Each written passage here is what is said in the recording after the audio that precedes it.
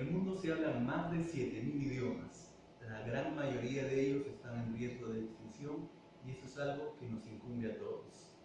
Por un lado, la preservación de los idiomas es un derecho humano, especialmente para aquellas comunidades tradicionalmente desfavorecidas y que requieren que la provisión de servicios sea prestada en su propio idioma para que esta provisión efectivamente los ayude a superar su condición.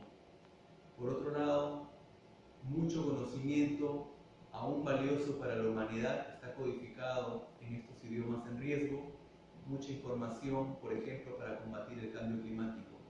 Por ello, es necesario realizar un esfuerzo por la preservación de todos los idiomas humanos.